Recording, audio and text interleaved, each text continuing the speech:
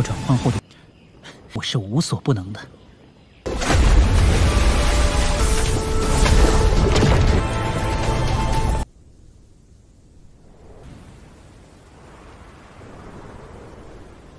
避免其混入暗星。18地级失联暗星，不久还有人想混入，你身份星钻了。大人，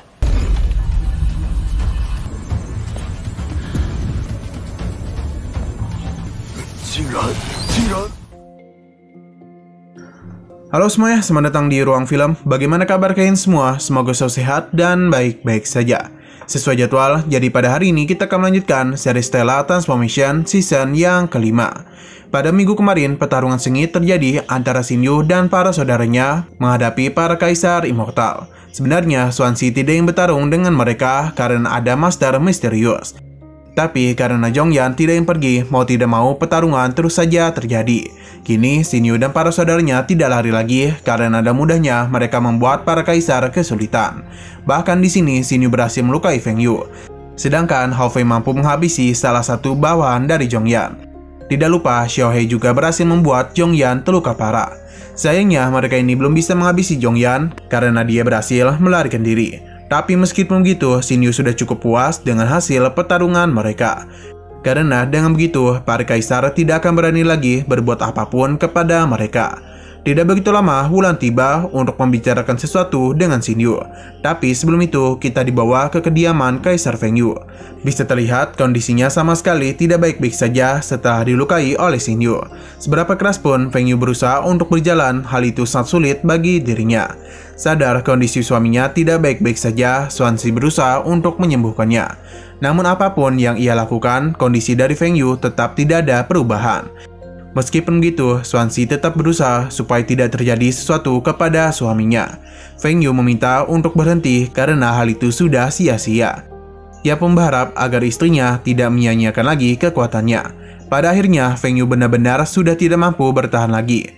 Ia pun memberikan sesuatu kepada Swansea, yang mana benda inilah yang akan menggantikan dirinya untuk menemaninya.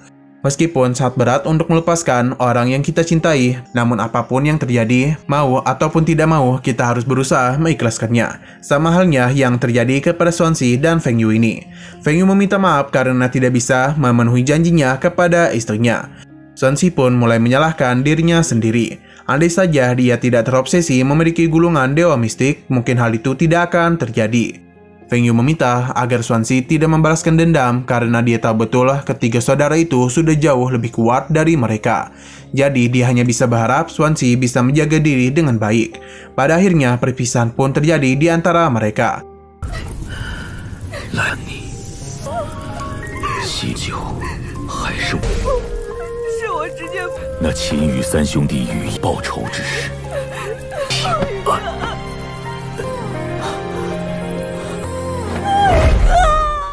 Shinyu berpindah ke kediaman Jongyan, yang mana dia itu juga sedang memulihkan diri. Tak lama kemudian, Swansea pun datang untuk mengajaknya menyerang Shinyu. Tapi Jongyan sudah tidak ada niatan untuk melawan mereka lagi, karena Shinyu dan para saudaranya sudah jauh lebih kuat. Jadi tidak mungkin bagi mereka bisa menang. Sedangkan untuk Jongyan, ia ini tidak begitu takut jika Xiaohei datang kemari untuk membalas dendam, karena dia berencana untuk berlindung kepada tuannya. Dengan begitu, dia yakin mereka tidak akan berani menyentuh dirinya. Shinyu kembali kepada Shinyu, yang mana Wulan memberitahukan tentang alam dewa. Yang mana ternyata Wulan ini berasal dari alam dewa. Ia mulai menceritakan tentang kisah masa lalunya, yang mana pada zaman dulu ada sebuah kuil yang datang ke dunia immortal, iblis dan juga setan. Di dalam sana terdapat begitu banyak artefak yang disebut sebagai kuil misteri. Kuil misteri ini hanya dimiliki oleh orang-orang penting di alam dewa saja. Namun ia tidak tahu bagaimana bisa kuil itu berada di dalam alam immortal. Shinyu mulai memahami mengapa Jongyan pada saat itu mengatakan hal ini. Wulan membenarkan hal itu, karena Shinyu juga memiliki artefak yang dia dapatkan dari alam Niang. Kedepannya hal itu akan sangat berguna untuk Shinyu. Dengan kekuatan sekarang, mungkin untuk menjangkau alam dewa tidak akan sulit lagi. Karena dia hanya perlu berlatih sedikit lagi supaya bisa mengalami kenaikan. Benar, hal itu membuat Shinyu senang. Begitu juga dengan Wulan, karena jika Shinyu naik ke alam dewa, dia itu juga bisa pulang ke rumahnya. Shinyu yakin dirinya pasti bisa naik ke alam dewa. Namun sebelum pergi ke kuil, ada sesuatu yang harus dia lakukan. 怪不得飞升神界大有裨，内部阵法的迷神图炼，飞升之路定然我也能尽早返回。 Kita pun dibawa ke sebuah planet yang pernah Xinyu datangi. Dia itu pergi bersama dengan Lilin menuju ke makam Hansu. Bagi yang lupa, Hansu ini adalah murid dari Xinyu yang telah dihabisi oleh sekte pedang giok bawahan dari Kaisar Fengyu. Tujuan mereka datang kemari ada untuk memberitahu bahwa Xinyu telah berhasil membalaskan dendamnya. Xinyu berusaha menenangkan Lilin karena dengan hanya menjadi kuatlah mereka bisa membuat Hansu senang. Saat itu juga, Lilin pun mengingat kebersamaannya dengan kekasihnya. 唯有我们变得更强，放。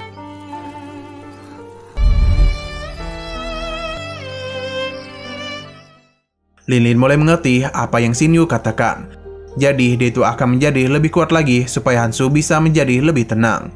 Ia memintanya untuk tidak khawatir karena kedepannya dia itu akan berlatih setiap hari. Ia juga akan selalu mendatangi makam Hansu dan tidak akan membiarkannya sendirian.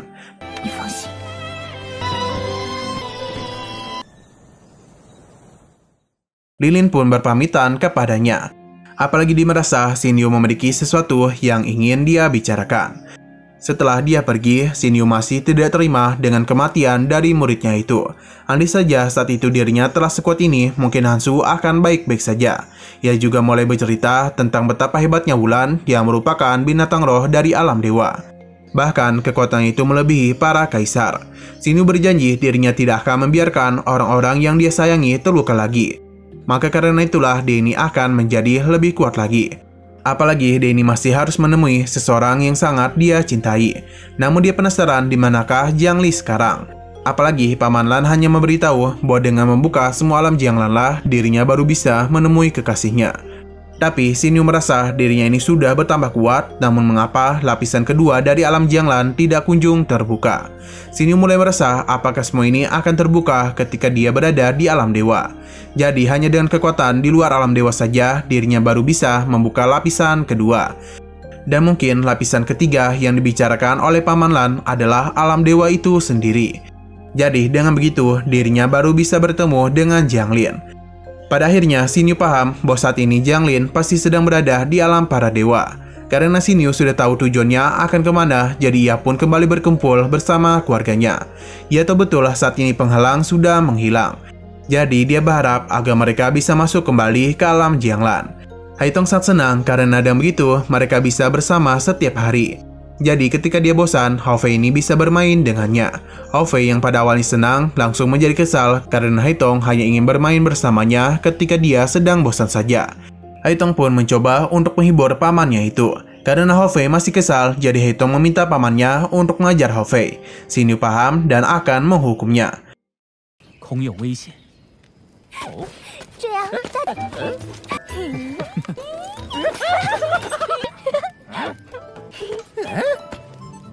好，大伯。你们放心去吧。 Haitong meminta mereka semua untuk tidak khawatir kepada dirinya, karena ada Gaofan yang akan selalu menemani dirinya.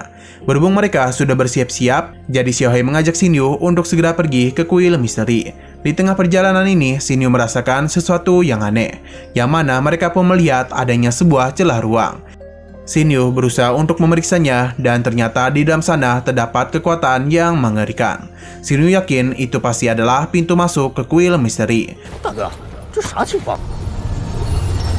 空间裂缝，那股恐怖的力量，应该就是。 Tidak ingin membuang terlalu banyak waktu, mereka pun mencoba untuk mendekatinya. Tapi setelah berada di sana, mereka masih kebingungan di manakah kuil itu berada. Berdasarkan peta bintang yang Xinyu dapatkan, kuil misteri itu berada di dalam celah ruang. Kemungkinan besar mereka ini harus memasuki celah itu. Dan jika mereka melewati jalan lain, mungkin akan sangat sulit karena adanya aliran emas kosmik dan aliran pasir hitam yang akan menyulitkan mereka. Karena hal itulah Xinyu yakin kuil misteri pasti memiliki dua pintu masuk. Di sini Xinyu merasakan napas kuat dari para kaisar. Ia pun meminta mereka untuk selalu berhati-hati. Tak lama kemudian mereka pun masuk ke dalam celah ruang. 啊，通道入口那儿。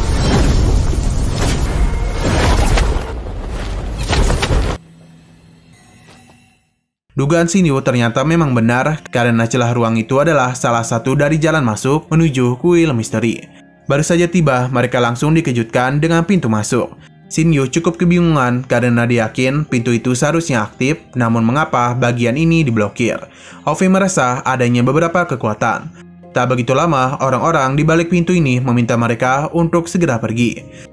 Xinyu mencoba untuk menghubungi Aomiang. Pada akhirnya, ia tahu bahwa para kaisar telah sepakat untuk menutup pintu masuk. Dan pintu itu hanya dibuka setiap 10.000 tahun sekali. Yakin semua ini pasti untuk menghentikan dirinya. Wajar saja para kaisar tidak ingin Xinyu bertambah kuat lagi. Terlebih lagi, mereka baru saja mengalahkan Feng Yu dan Zhongyan. Jadi sudah sewajarnya akan ada begitu banyak orang yang membenci mereka. Tidak itu saja, Xinyu juga memiliki gulungan dewa mistik yang sangat diinginkan oleh alam immortal, iblis, dan juga setan.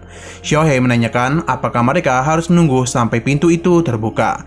Tentu Xinyu tidak ada niatan untuk menunggu selama 10.000 tahun. Karena jikapun pintu itu terbuka, pasti mereka tidak yang membiarkan dirinya masuk. Ia juga diberitahu oleh Aomiang bahwa segel dari pintu itu sangatlah kuat. Bahkan beberapa kaisar immortal tingkat 9 tidak akan ada yang bisa menghancurkannya. Namun Xinyu tidak ada niatan untuk menyerah, apalagi ini semua dia lakukan demi menemui kekasihnya. Sayangnya ketika Xinyu berusaha untuk menghancurkan segel itu, kekuatannya sama sekali tidak berhasil. 即使10000年后，暗之几个9级先帝联手都破不开，我也必须。大哥，这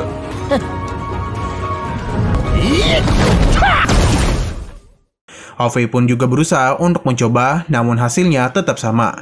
Karena pintu ini tidak kunjung terbuka, jadi Xinyu mengajak kedua saudaranya untuk menyerangnya bersama-sama. Nah, apapun yang mereka lakukan tetap tidak bisa menghancurkan segel itu. Mereka pun kebingungan apalagi yang harus dia lakukan. Tidak yang menyerah, Xinyu memanggil teman-temannya yang berada di alam Jianglan. Xinyu menjelaskan kepada mereka kesulitan yang dirinya hadapi. Aoshu tahu betul ini adalah arai pengunci 89. Xinyu penasaran apakah ada cara untuk membukanya. Wulan pun menjelaskan mengapa penghalang ini begitu kuat. Karena untuk membentuknya membutuhkan 72 master di tingkat kaisar. Jadi sudah terbayang betapa besarnya kekuatan yang diperlukan untuk menutup pintu misteri itu. Su pun menjadi paham mengapa area ini sekuat itu. Ia penasaran apakah pintu ini masih bisa mereka buka atau tidak. Ia pun penasaran apakah pintu ini bisa melebar atau tidak. Wulan tahu betul meskipun formasi ini sangatlah kuat, namun jangkauannya sama sekali tidak luas. Maka karena itulah mengapa area ini bisa memiliki bentuk yang kecil. Jika saja area itu memiliki jangkauan yang luas, bahkan Xinyu sekalipun pasti bisa menghancurkannya. Tidak berhenti begitu saja, Wulan kembali menjelaskan bahwa semakin besar tercampurnya energi orang-orang di dalam formasi itu, maka semakin kuat juga pertahanannya. Su yang penasaran berusaha untuk mencoba menyerangnya. Sayangnya, dia itu tidak berhasil. 如果让单单秦羽一人，除了面积小外，还有一个最强。Aoshu pun mencoba untuk menghancurkannya.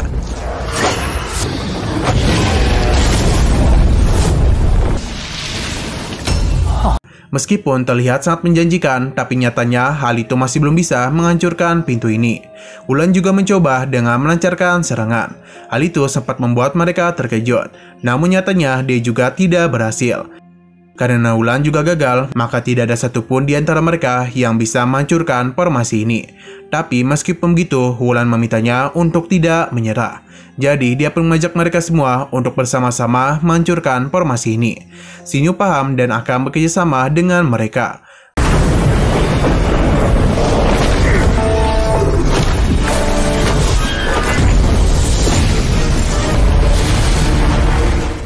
Meskipun keenam orang ini sudah mengeluarkan semua kekuatan mereka, namun tetap saja area itu tidak bisa dihancurkan. Jangankan hancur, membuat goresan saja sangat sulit bagi mereka. Pada akhirnya, Xinyu pun memulangkan mereka ke alam Jianglan. Wulan tahu betul, untuk sementara waktu, formasi ini akan sangat sulit untuk bisa mereka hancurkan. Jadi lebih baik mereka pergi saja. Mendengar hal itu mengingatkan Xinyu akan sesuatu. Karena jika pintu masuk di dunia immortal diblokir, maka seharusnya pintu dari bintang kegelapan tidak akan ditutup.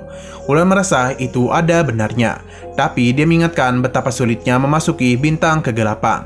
Apalagi orang-orang sembarangan Apalagi orang-orang sembarangan tidak diperbolehkan untuk masuk. Xinyu penasaran bagaimana orang-orang itu membedakan antara diri mereka sendiri. Sebenarnya Hulan juga kurang tahu akan hal ini. Namun yang pasti alam bintang kegelapan memiliki tubuh penyulingan. Bahkan sekuat apapun orang-orang dari ketiga alam, mereka pasti dapat ditemukan oleh orang-orang dari alam kegelapan. Tapi Xinyu itu memiliki 8 cincin Yanxuan. Mungkin saja hal itu akan membantunya. Xinyu paham apalagi dia itu bisa menggunakan energinya di semua tempat ruang bintang, sehingga tidak mudah untuk ditemukan. Tidak itu saja, dia ini juga memiliki tubuh emas yang dia kembangkan dari latihan fisiknya. Karena dengan kekuatannya sekarang, tidak mungkin ada orang yang berani melukainya. Berhubung Hulan ini sudah pernah pergi ke alam bintang kegelapan, jadi dia menanyakan apakah dengan latihan tubuh emasnya, dia ini bisa berpura-pura berasal dari alam bintang kegelapan. Hulan merasa mungkin Xinyu tidak akan bisa dikenali. Namun dia itu hanya bisa menjadi praktisi Jingxing Zhong Kung Fu. Karena jika Xinyu menggunakan energinya, bisa saja ia ketahuan dan pasti akan dicurigai. Untuk sekarang, Xinyu tidak akan bisa membawa kedua saudaranya, karena mereka itu belum pernah melatih tubuh emas. Jadi, ia pun meminta mereka untuk kembali ke alam Jianglan. Untung saja kedua saudaranya paham dan hanya bisa berharap Xinyu baik-baik saja ketika berada di alam bintang kegelapan. 都未曾修炼过，陪伴小童他们。 Tidak begitu lama, Xinyu mulai melakukan perjalanan. Di tengah perjalanan, ia merasa sangat penasaran karena tidak ada satupun orang di planet yang dirinya lewati. Hingga pada akhirnya, dia pun singgah di planet Yuanren di sekitaran alam bintang gelap. Sebenarnya, tempat itu tidak jauh berbeda dari alam immortal. Namun, bagaimana bisa tidak ada satupun jejak manusia yang berada di tempat ini? Sekali lagi, Xinyu mencoba untuk melakukan pemeriksaan. Dan memang benar, tidak ada satupun orang yang berada di sini. Kemungkinan hal itu bisa terjadi karena Xinyu masih berada di pinggiran alam kegelapan. Maka karena itulah, tidak ada satupun orang di planet itu. Pada akhirnya, Xinyu kembali melanjutkan perjalanan demi mencari keberadaan dari seseorang. Tak begitu lama, ia pun sampai di bintang Sang Yuan. Baru saja tiba, Xinyu langsung dikejutkan dengan betapa besarnya tekanan di planet itu. Tentu hal ini membuat dia cukup kebingungan bagaimana bisa gravitasi di planet itu begitu kuat.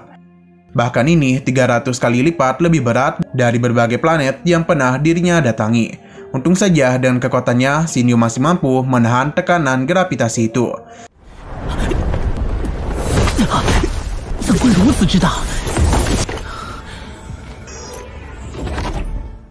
Setelah melihat kesana kemari, Xinyu pun akhirnya merasakan kehadiran dari seseorang yang mana ia pun bergegas pergi ke arah suara itu, yang mana ternyata sedang terjadi pertarungan antara seorang gadis dan seorang pria. Dalam pertarungan ini bisa terlihat bahwa sang pria bernama Suzhong itu lebih unggul dari wanita bernama Xiuya. Sebenarnya Suzhong itu cukup mengagumi Xiuya. Namun entah masalah apa, dia ini malah berencana untuk menghabisinya. Pertarungan pun kembali terjadi di antara mereka.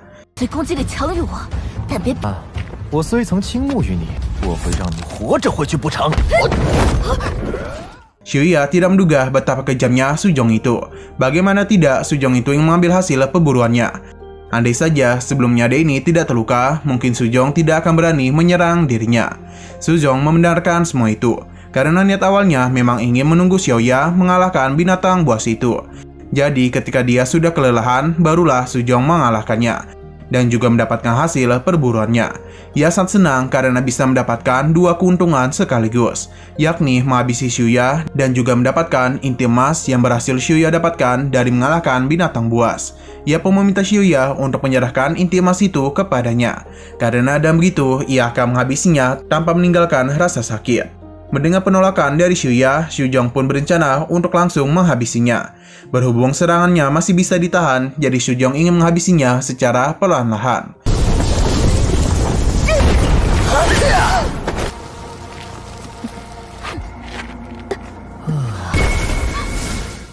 Melihat betapa kejamnya dia itu, Xinyu pun segera datang untuk melindungi Xiuya. Melihat kedatangannya itu sempat membuat Suzhong terkejut. Namun ia tidak bisa berlama-lama karena Xinyu langsung saja menyerangnya.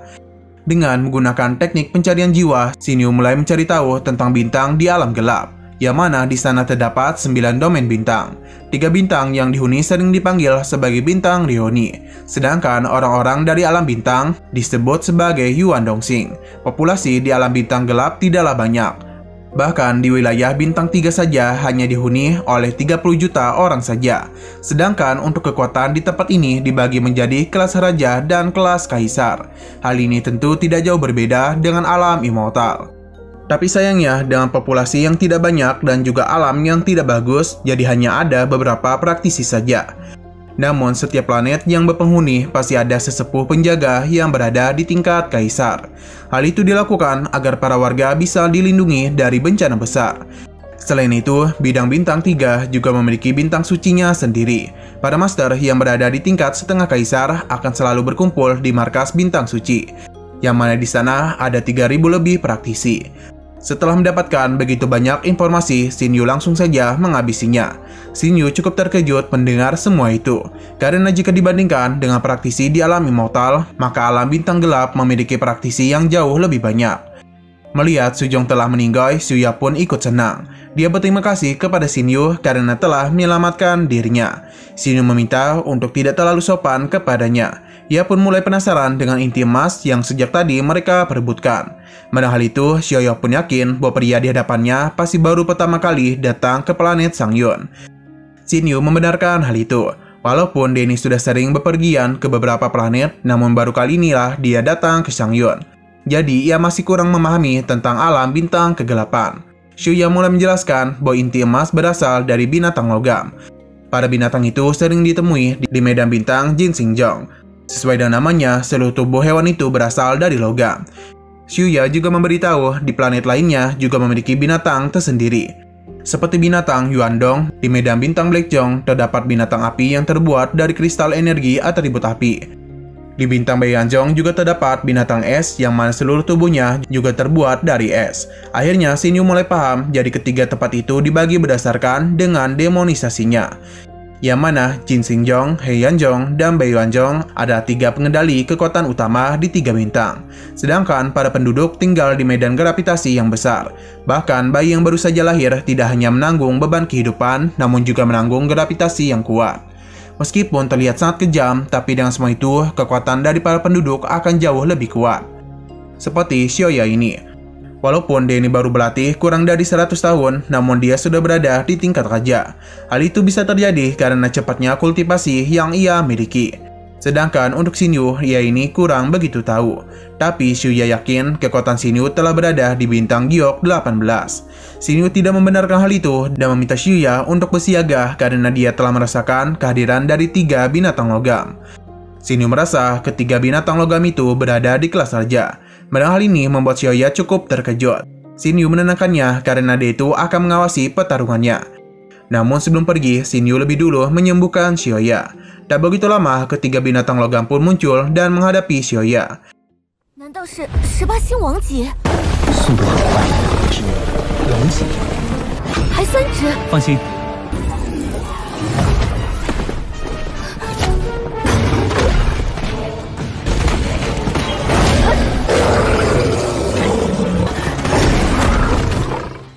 Dalam petor itu, Xiaoya masih mampu menahan binatang logam itu. Namun karena mereka menyerang secara bersamaan, barulah ia mulai kesulitan. Xinyu sadar para binatang itu cukup kuat, tapi mereka tidak begitu pintar. Jadi karena itulah Xiaoya masih bisa bertahan dari serangan mereka. Tapi karena dia sudah didesak, jadi Xinyu pun harus turun tangan untuk mengalahkan mereka. Setelah mengalahkan para binatang itu, Xinyu pun memberikan inti emasnya kepada Xiaoya. Hal itu pun membuat ia senang, jadi ia pun berjanji akan membantu Xinyu sesuai dengan kemampuan yang dirinya miliki. Xinyu mulai memberitahu tentang masalah penerobosan yang dia rasakan, yang mana ia pun merasa tempat ini akan sangat cocok untuk menemukan kesempatan penerobosannya. Padahal hal itu, Xiaoya pun ingin mengajak Xinyu ke desanya, karena bisa saja sesepuh desanya bisa membantu Xinyu. Di sini Xinyu memperkenalkan namanya, meskipun ia sedikit berbohong. Pada akhirnya, mereka pun memutuskan untuk pergi ke desa Xiaoya, yang bernama Desa Sana di planet Sangyuancheng.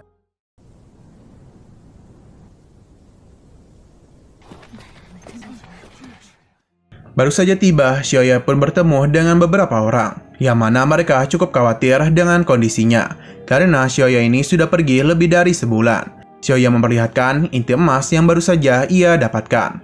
Hal itu pun membuat mereka senang. Mereka juga bangga dengan potensi hebat yang dimiliki oleh Xiaoya.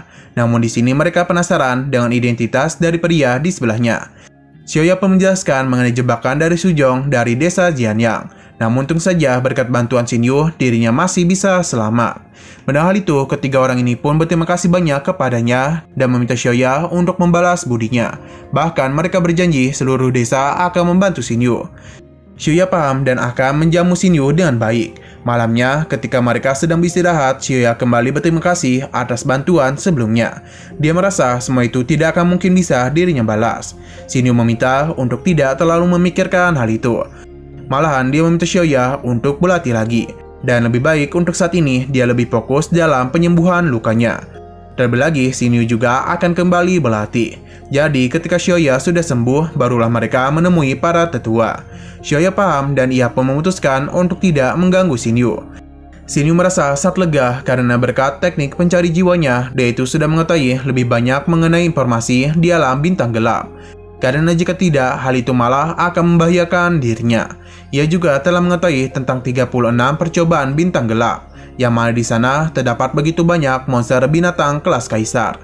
Ia pun penasaran apakah memang benar ada yang bisa bertahan. Jika hal itu memang benar, maka ia yakin monster bintang ini sangatlah kuat. Sayangnya, untuk bisa pergi ke pengadilan bintang gelap, Xin Yu harus memiliki mutiara bintang identitas. Hal itu bisa didapatkan dari para sesepuh. Untuk sekarang, Xin Yu tidak terlalu memikirkan hal itu, karena dia harus melatih teknik yang dia dapatkan dari ingatan Suzhong. Ia baru tahu bahwa kultivasi dari alam bintang gelap bukan menyerap energi roh primordial, melainkan sebuah energi logam. Karena Xin Yu sudah mengetahui tentang rahasia kultivasi itu, maka ia pun segera masuk ke dalam alam Jianglan. Tapi sebelum berlatih Kungfu Jin Xingjong, ada beberapa hal yang harus dia lakukan. Xin Yu sama sekali tidak khawatir dengan masalah yang terjadi, karena sekarang dirinya berada di alam Jianglan. 不获取宗功法，起码是经过转换后的，我是无所不能的。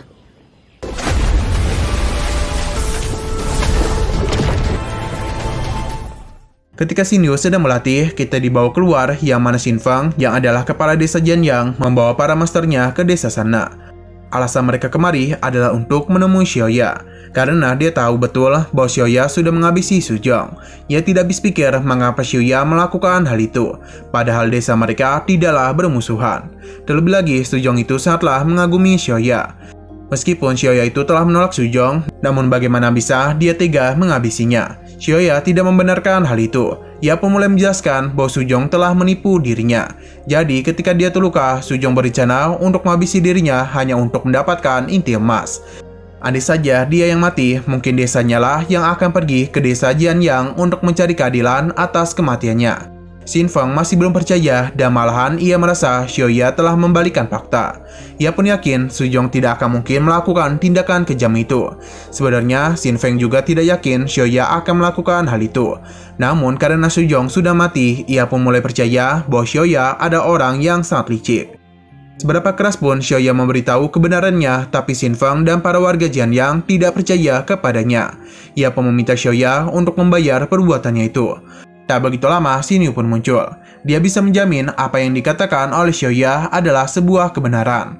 Karena Suzhong itu telah mengkhianati Xiaoya. Pada awalnya, Xin Feng tidak begitu peduli dengan perkataannya.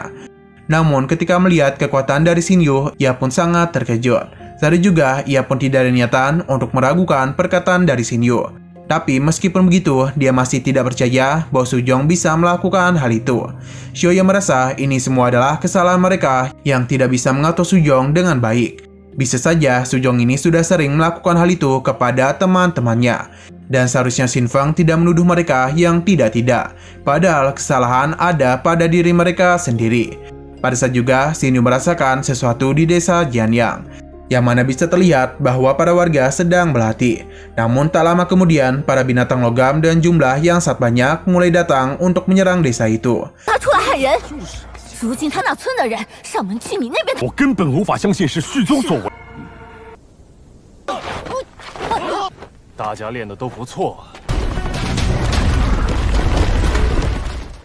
Kembali kepada Xinyu, di sini ia tahu bahwa desa Jianyang tak begitu jauh dari desa sana.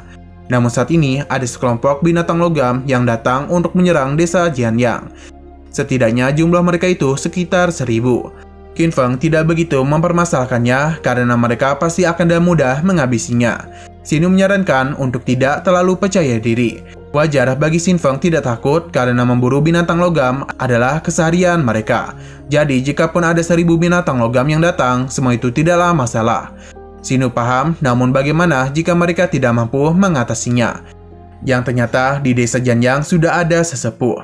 Berhubung Xinyu masih belum terlalu mengetahui hal itu, jadi Shoya memberitahu bahwa salah satu peran dari sesepuh adalah melindungi binatang buas. Hal ini dilakukan untuk menahan level binatang logam, karena dengan begitu kekuatan mereka masih akan tetap berada di level raja. Hal itu dilakukan tentu untuk melindungi para warga. Karena yang kita tahu, jumlah orang di dalam bintang gelap tidaklah banyak. Xinyu paham, tapi ia penasaran apakah ada binatang yang mampu lepas dari kendali tetua. Karena dia itu melihat binatang logam yang berbeda dari biasanya. Yang ternyata itu adalah binatang logam kelas kaisar. Namun keberadaan dari monster itu cukuplah langka.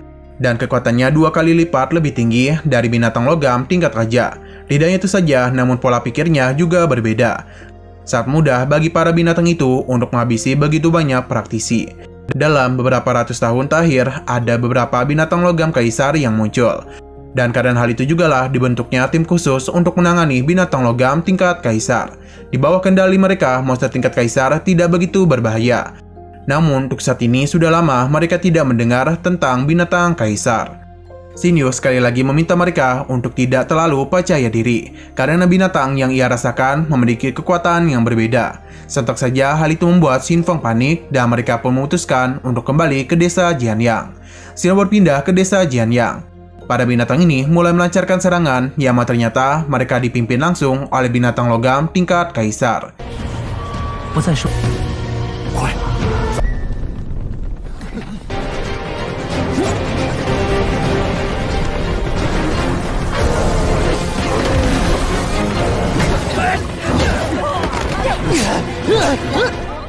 Dalam pertarungan itu bisa terlihat para warga bisa mengimbangi serangan dari para binatang logam.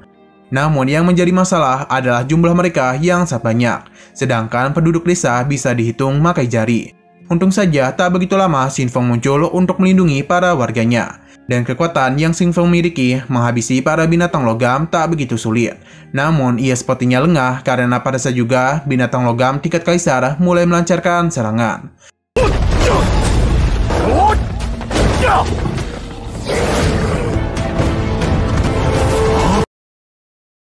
Tidak hanya dia saja, namun Xinyu juga telah tiba untuk melihat pertarungan itu. Saat juga, penetua Liu yang berada di ranah Kaisar Bintang 4 berusaha untuk menekan para binatang logam.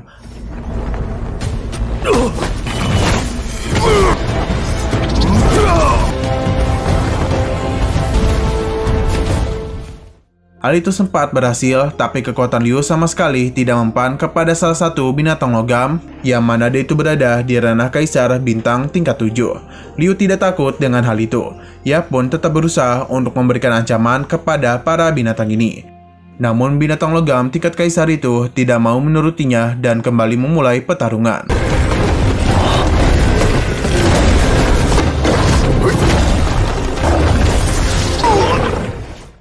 Dalam pertarungan itu, Liu benar-benar tidak menduga akan ada binatang logam tingkat kaisar. Alhasil, ia pun sangat kesulitan untuk bisa mengalahkan mereka.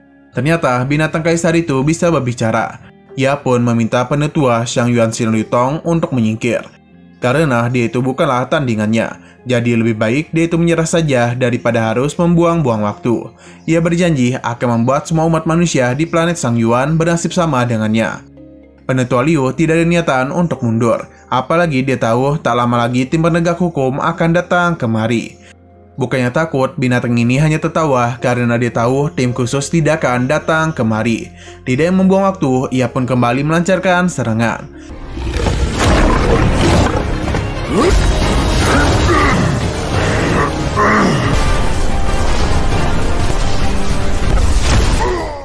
Ketika binatang itu hampir menyentuh Tetua Liu, sebuah serangan pun muncul yang mana itu ternyata berasal dari Xinyu. Dengan mudahnya dia itu menahan pergerakan dari binatang logam kaisar. Tidak berhenti begitu saja, ketika binatang ini ingin meledakkan diri, Xinyu lebih dulu melancarkan serangannya yang membuat binatang logam itu mendapatkan luka yang cukup parah. Pada akhirnya, Xinyu berhasil mengalahkannya. Xinyu memuji keberanian dari binatang itu karena dia rela mengorbankan diri demi menghabisi Penetua Liu. Penetua Liu berterima kasih atas bantuan yang Xinyu berikan.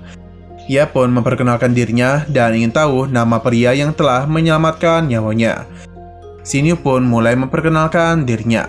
Penetua Liu ingin segera menghabisi binatang itu, karena jika terus dibiarkan hal ini akan sangat berbahaya.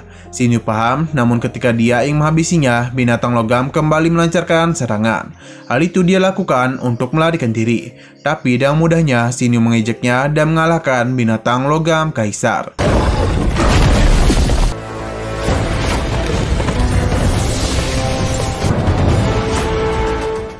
Melihat pemimpin mereka mati membuat para binatang logam marah. Namun ketika itu juga beberapa orang pun muncul. Melihat kehadiran dari orang-orang itu seketika saja membuat para binatang logam ketakutan. Mereka itu ternyata berasal dari tim khusus. Karena dari segi kekuatan mereka ini jauh lebih kuat, bahkan dengan sangat mudah mereka mengalahkan para binatang logam.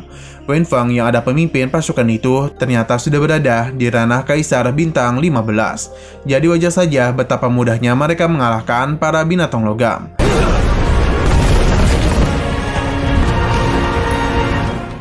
Di sini Wen Feng mendekati mereka untuk meminta maaf karena telah datang cukup terlambat. Karena ternyata sebelumnya mereka juga sedang bertarung. Liu menjelaskan apa yang sebenarnya telah terjadi dan berkat bantuan dari Xinyu lah mereka ini bisa mengalahkan binatang kaisar. Mengetahui hal itu, mereka sangat berterima kasih atas bantuan yang Xinyu berikan. Wen Feng juga memuji betapa hebatnya kekuatan yang dia miliki. Di sini Xinyu memberitahu sebelum binatang kaisar itu mati, dia bertindak sedikit tidak wajar. Hal itu sepertinya dipahami oleh Wen Feng. Ia pun pamit pergi karena harus menghabisi para binatang yang tersisa. Sebagai tanda terima kasih, Penetua Liu akan memberikan inti emas dan binatang kaisar itu kepada Xinyu. Apalagi hal itu juga sangat bagus untuk digunakan berlatih. Tidak itu saja, tubuh mereka juga sangat bagus untuk dijadikan sebagai bahan permunian. Xinyu paham dan dia akan menyimpannya.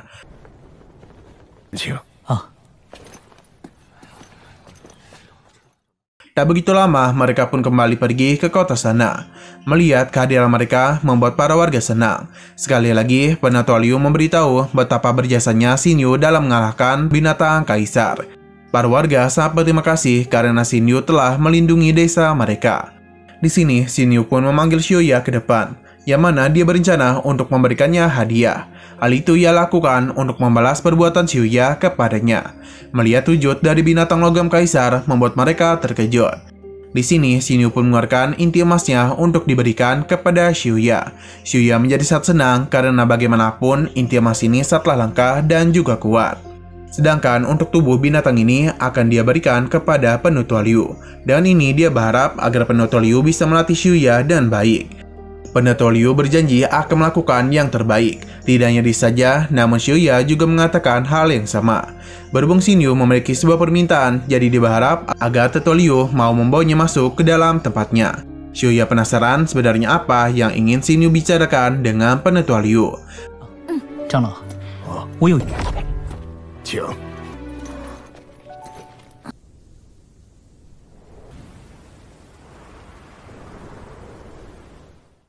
Tak begitu lama, mereka pun sampai di aula penetua. Liu cukup penasaran apa yang ingin Xinyu minta darinya. Xinyu pun mulai menjelaskan bahwa dia mencoba meningkatkan kekuatannya dan mengikuti pelatihan di Bintang Gelap. Liu merasa Xinyu itu sudah sangat kuat. Jadi mengapa dia itu juga harus mencoba Bintang Gelap? Tapi karena Xinyu telah membuat keputusan, jadi ia pun menanyakan apakah dia sudah mendapatkan berlian bintang identitas. Sayangnya sampai saat ini Xinyu tak kunjung menerima hal itu. Karena bagaimanapun dia ini tidak pernah bertemu dengan penetua lain dan baru kali inilah ia bertemu dengan seorang penetua. Sebenarnya Liu ini bisa saja memberikan identitas itu kepadanya. Namun Xinyu ini sangatlah kuat, jadi dia cukup malu untuk memberikan identitasnya. Xinyu sama sekali tidak mempermasalahkan hal itu. Tanpa pikir panjang, Penetua Liu pun memberikan sebuah benda yang mana dengan itu akan memberikan Xinyu status bintang berlian. Karena Xinyu belum tahu, jadi Liu menjelaskan bahwa ini adalah sebuah peraturan dari bintang suci, yang mana Xinyu harus melakukan pengujian terlebih dahulu. Pada intinya, benda ini digunakan untuk menguji kekuatan orang yang ingin masuk, karena mereka harus tahu tingkat kekuatan dan atribut energi dari seorang praktisi. Hal itu juga dilakukan untuk mendeteksi adanya penyusup di alam bintang gelap. Alasan mengapa ketatnya peraturan, karena percobaan Kaisar 18 merupakan tempat tercepat untuk berlatih. Jadi wajar saja ada begitu banyak orang yang ingin berlatih di sana. Beberapa waktu yang lalu, mereka mendapati sosok penyusup yang berasal dari Jingzhou. Sebenarnya, Xinyu cukup ragu untuk mencobanya. Tapi saat juga, Penetua Liu mulai melakukan identifikasi. 避免其混入暗星18地级试炼暗星，不久还有人想混入，你身份星钻了。大人，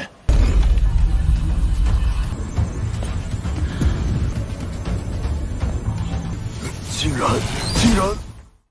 Di tengah proses itu, tiba-tiba saja terjadi sesuatu kepada alat penguji itu. Xinyu yang sedang kebingungan ditanyai langsung oleh Penetua Liu sebenarnya saat ini Xinyu sudah berada di ranah apa. Karena meskipun alat penguji ini sedikit kurang tepat, namun ia tetap tidak bisa mendeteksi kekuatan dari Xinyu, yang mana kemungkinan besar dia itu berada di ranah Kaisar Bintang tingkat tinggi. Alasan Penetua Liu bisa sekaget itu karena sejak Jing Xingjun naik tahta, tidak ada satupun master yang berada di ranah Kaisar Bintang 15. Jadi setidaknya Xinyu itu berada di tingkat Kaisar Bintang ke-13. Xinyu malah penasaran bagaimana Liu tahu mengapa master tingkat Kaisar Bintang 15 tidak ada selama bertahun-tahun ini. Sebagai penetua, dinilai betul calon raja harus mencapai tingkat Kaisar Bintang 15. Namun, posisi raja dari garis keturunan Ji Xinjong selalu kosong. Jadi sejak itu, tidak ada yang bisa mengisi posisi raja. Tapi, ketika Xinyu melakukan pengujian, ia pun sangat terkejut setelah mengetahui Xinyu adalah master tingkat Kaisar Bintang ke-13. Ia pun menanyakan apakah Xinyu masih menahan kekuatannya. Xinyu pun membenarkan hal itu. Dan sontak saja, Penetua Liu sangat terkejut karena sejak tadi Xinyu itu sudah menyembunyikan kekuatannya. Wajar bagi Liu terkejut karena hal itu hanya pernah terjadi kepada leluhur Ji Xingjun saja. Bahkan mereka yang tidak mengandalkan bintang gelap untuk berkultivasi ke tingkat raja bintang 15 hanya bisa dihitung dengan jari saja. Ia merasa sangat beruntung bisa menyaksikan kejadian besar ini. Xinyu meminta dia untuk tetap tenang. Apalagi dia itu tidak ingin terlalu membesar-besarkan hal itu. Jadi lebih baik Penetua Liu menjadikan pembicaraan mereka sebagai rahasia. Penetua Liu paham dan berjanji tidak akan memberitahukan hal itu kepada siapapun. Namun saat ini Xinyu adalah kebanggaan mereka. Jadi apakah dia itu mau membawa beberapa orang untuk berada di sisinya? Hal itu ia lakukan agar orang-orang luar bisa tahu Xinyu berasal dari bintang Shangyeon. Ia pun berencana untuk mengirimkan Qiuya dan beberapa anggota lainnya. Tapi Xinyu menolak hal itu. Karena bagaimanapun dia tidak ingin menarik perhatian banyak orang. Penetua Liu paham dan ia segera memberikan pilar kristal karena di dalamnya terdapat beberapa informasi. Pada akhirnya, berlian bintang identitas Xinyu telah siap.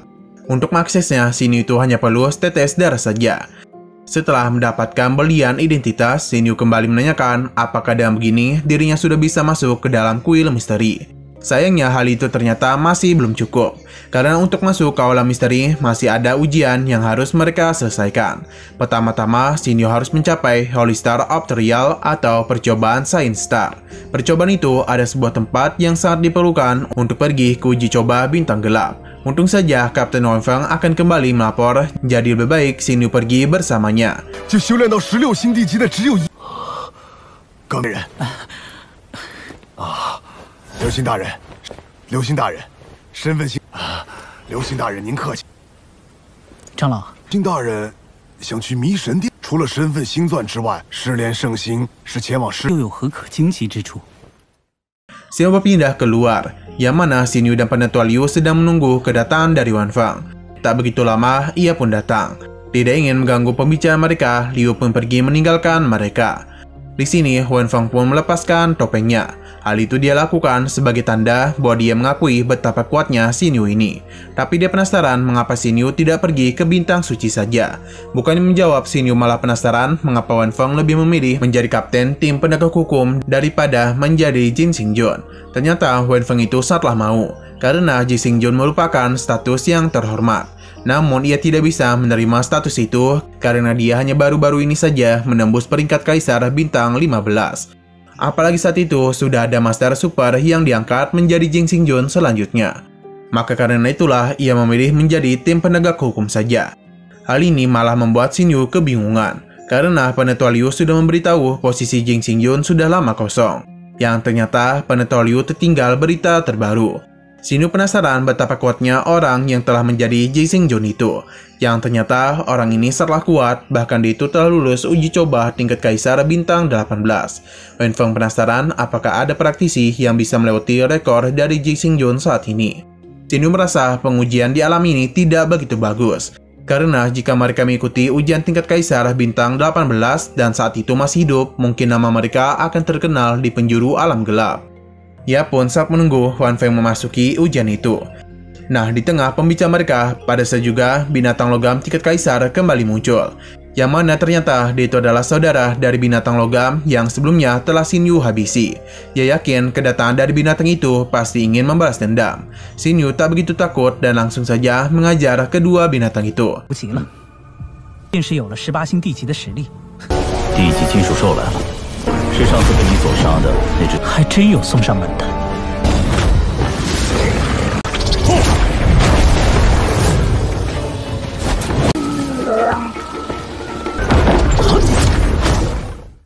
Dalam pertarungan ini, Wen Feng maupun Xin Yu sama sekali tidak kesulitan dalam menghadapi kedua binatang ini. Namun sayang sekali salah satu dari mereka berhasil melarikan diri. Xin Yu berpindah ke desa sana, yang mana Penetua Liu meminta Xin Yu untuk gunakan alat komunikasi. Karena bagaimanapun saat ini Xin Yu adalah perwakilan mereka. Jadi jika ada terjadi sesuatu kepadanya, maka mereka bisa tahu letak lokasinya. Ia juga berharap agar dengan ini Xin Yu bisa melindungi planet mereka. Ia pun memberikan op telekomunikasi kepada Xin Yu. Xin Yu menerimanya dengan senang hati. Tak lama kemudian, Xiaoya ini muncul, yang mana ia cukup terkejut karena Xin Yu akan segera pergi. Di sini Xin Yu meminta Penetua Liu untuk melatih Xiaoya dan baik, dan dia itu juga berterima kasih atas bantuan yang selama ini telah mereka berikan kepadanya. Tak lama kemudian, Xin Yu dan Wan Feng pun mulai melakukan perjalanan mereka. 既然如此，您这就要走了吗？劳你多多提点了。